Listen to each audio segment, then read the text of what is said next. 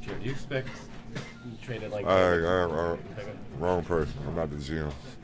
I'm not about no trade. Do you weave anything to the guys though, just to like if people are involved in rumors, you give them any guidance or anything like that? Just in the leaks. Wrong person. That's the who's that? The pastor, the preacher. No. I ain't got no comment on that. Already moved. A couple moves this year. You know what? That's a question for Danny Ainge.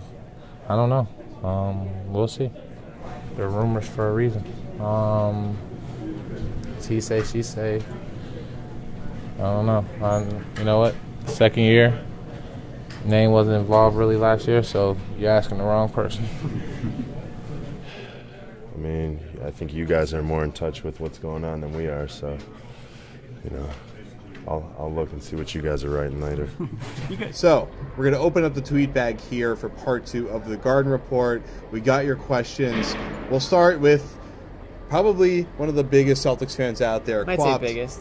Probably the biggest. So Quapt asks, any concern with Stevens' passiveness? I mean, show some emotion. Just stands there for 48 minutes with arms folded.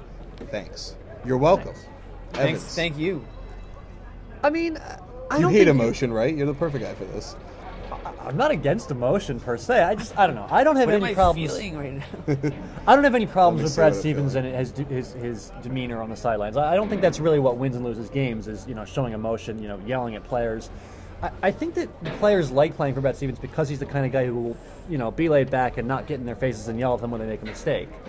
He's patient, which is what you should be when you're on a 6-year contract on a rebuilding team. And so I think that he's the right guy for the job because he has the right temperament to get through what could be a rocky season and get through to next year and the year after that and kind of work his way through, what they're in right now. If you were the kind of guy who was too emotional and too worked up about each individual loss, you wouldn't be too happy right now being whatever they are, 1935.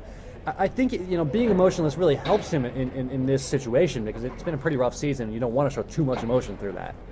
Yeah, I agree with pretty much Can you keep your arms folded, please? Everything. Guys, I don't have any emotion at all about this question. It's completely just passive. I mean, it's a question. It's not a good question or a bad question. Do you even have an opinion on this question? I'm thinking about it. But on a serious note, I agree with pretty much all you said.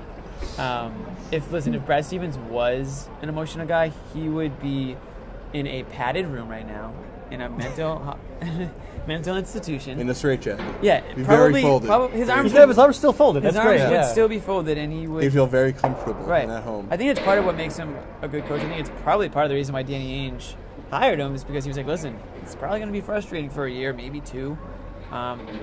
Not too high, not too low. That's okay right now because I think the players need somebody like that. If their coach is like, say, Jeff Van Gundy or something like that. Okay. I mean, there's a guy that could not, under any circumstance, deal with what's going on here just because I think he would just get too caught up in, the frustrations of losing and maybe, the young players making mistakes. He'd be calling everyone an idiot every single day. Right. He would be hanging on to Which he people's does legs. already as it is. Oh, yeah, all the time. This guy's an idiot, that guy's an idiot, yeah. He needs to stop doing that. Yeah, that's hurtful. It's really just mean. No, I think that Stevens kind of grew into this passivity that we're talking about because I think, if you remember early in the season, they started the year 0-4. And when he walked into the press conference after that 4th loss, he had this look on his face like, I'm going to cry. I'm never going to win a single game my entire career. This is the worst job ever. I hate myself. Yeah. Did he say that was like the worst moment of his entire life? Did he say that? I think he might have said it was something. I don't think he said that, but I thought that for him as I watched him up there. And it was just a really painful thing to look at, just Brad Stevens going through this misery of losing and losing and losing and more losing. He's slowly come to realize that there's going to be ups, there's going to be downs. It's a long season. He never coached 82 games in 1 year before. Right. He's growing into this role, just like all his players are. It's a rebuilding team in every way, including the coach, and he's learning to deal with the ups and downs. And I think he's doing okay with it. Right, and he does care. I mean, don't get his passiveness mistaken for not caring. I mean, he definitely wants to win. He's the guy who won a lot of games at Butler. I'm sure he's been around winning far more than losing throughout his playing career and coaching career. So this is probably not easy for him at all. I think it's a good thing that he's sort of keeping his cool there. And like I said, he understands he's working with young guys, and he doesn't want them, I guess, to get that negative energy from him. You know what I mean? So he's just gonna stay with he's going to be like that. That's just who he is. And the thing is, all the players have really commended him for his demeanor this year. Yeah, they have. I mean, they admire it, and it's really important because it is a young team. Right. And there's a lot of guys on this team that you see, like that, especially when Jordan Crawford was still here. He's a guy that really benefited from the steady hand that Stevens provided him. Yeah, definitely. Okay, so question number 2, really delve into that one. Good question. So Eric J. Saint asks, will Ainge's boldest move this offseason be signing A.B. Bradley? You want me to go? Maybe. Ainge is so hard to read. I don't know.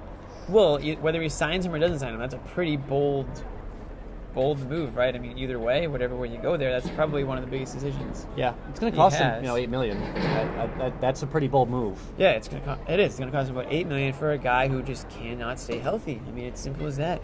You wish that you could say, yes, this player is worth $8 million a year, or no, this player is not worth $8 million a year. But you really don't know because you haven't gotten to see him like a full season playing next to Rondo. He really hasn't played with Rondo much at all. Those two guys got back on the court together for 2 games, and then Bradley had to miss more time with the ankle. 30 career starts together, or 31? It's a little more than 30. It's Something a little like that. more than 30, which is ridiculous. The guy's been on the team for 4 years. Yeah. I mean, can you believe that? And you want to be able to say, well, this is the backcourt of our future. Rondo, Bradley, these guys work well together. And maybe they do. I'm sure that Stevens and Ainge, they have a better feel for those two than we do because we don't see them in practice, and that's probably where they've gotten the majority of their playing time together. But it's going to be a big decision that Ainge is going to have to make, and I'm sure it's one that he's thinking about right now, leading up to this trade deadline, because maybe he can, I'm sure he can obviously get something for Bradley if he finds the right buyer, but he has to just think, is this a guy I want in the future? Well, I mean, it's a small sample size, but I don't think there's much of an issue of whether or not Bradley and Rondo work together. And they're both improving their perimeter shooting. So for Bradley, the questions are, what's his what's his ceiling? What is this guy? What is this guy?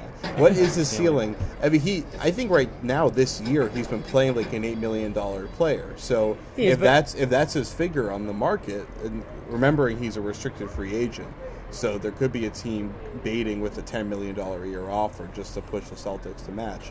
But even at $10 million, it's not like a terrible. It's not like signing Jeff Green. Well, $10 million. $10 million would be Jeff Green bad. For a guy that, listen, yeah, he has improved his shooting a ton, but he's not a guy that you think of when you think of scoring, when you think of great shots. I mean, if this is your shooting guard, I mean, you got to remember Ray Allen was the shooting guard before Bradley, and that was the guy that every shot he took, you thought it was going in. You don't exactly feel that way with Bradley, although he has improved. So if you're going to commit all that money to that player, you better have another guy on the team that can score. That can shoot the three. Right, that can shoot. They need 3-point shooters. Right, exactly. They're going to need somebody coming off the bench to spell that, you know what I mean, to offset that, whether it's coming off the bench or whether it's the small forward position. It's got to be somebody who can fill the buckets. Okay, so $8 million, would you pay him? Yeah, I'd do it. I mean, of course, with the injuries, there's going to be some uncertainty there, but the Celtics don't really have any other use for the cap space they're saving up. Like, they don't get big-name free agents to come to Boston. They just don't do that. They might as well spend their money on Bradley. I don't see any better options out there for them. Even if you don't build around him long-term, he's an asset you can trade later. I think that Bradley sticking around makes sense for the team's short-term and long-term future. Does it depend on who they draft? No. Because there's not... I don't think you can really, if they get the 8th pick in the draft or the 7th pick in the draft. Well, I mean, if they get I'm talking like top 3, top 4 here. Well, there's no shooting guard at the top of the draft, so they could right, still. That's why they're all mostly really small forwards, so right. It doesn't really affect his spot. But if you get a guy that's on a perimeter shooter, that means that you don't really have a single good 3-point shooter in your starting lineup, or really on your roster as it is right now. So that's where the concern is. Do you want to attack a better shooting guard? If this ankle injury really hampers Bradley for the rest of the season, I mean, that's going to hurt his stock, and maybe he doesn't get $8 million from another team. Maybe they have the same question marks that everyone else has about him. Well, what if, for instance, Golden State, there's talk that a lot of their guys are available. What if, say, Klay Thompson was available for Bradley and 2 first-round picks? Or 1 first-round pick? Is that something you would consider? No.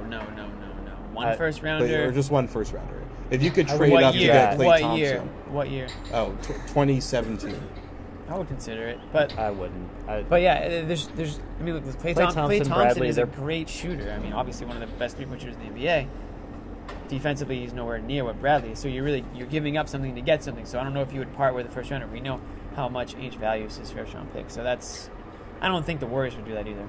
So I don't think they're going to shake up what they have. Yeah, I'm with you. All right, let's go to our last question here. So at Buell J814, sorry, Josh. Josh. Yeah, there you go. All right, you chose that Twitter handle. You didn't make it easy. Well, that's his last name. All right. So why does Jeff? We chose that name. Why does Jeff Green take 12,000 fadeaways a game? Evans, take it away. Evans. Josh, all right. 12,000, like, where'd you get that number from? That's clearly wrong. It's 18,000, first of all.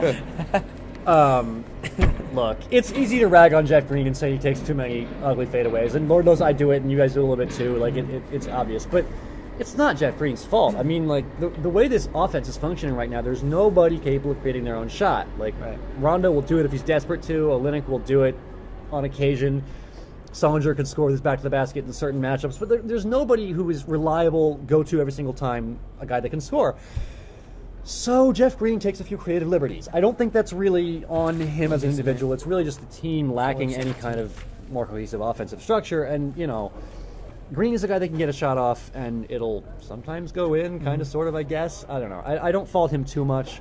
I wish he were better at attacking the basket, but, you know, there's only certain matchups where we can do that well, and I guess we can take what we can get from Green. I don't know. That's it.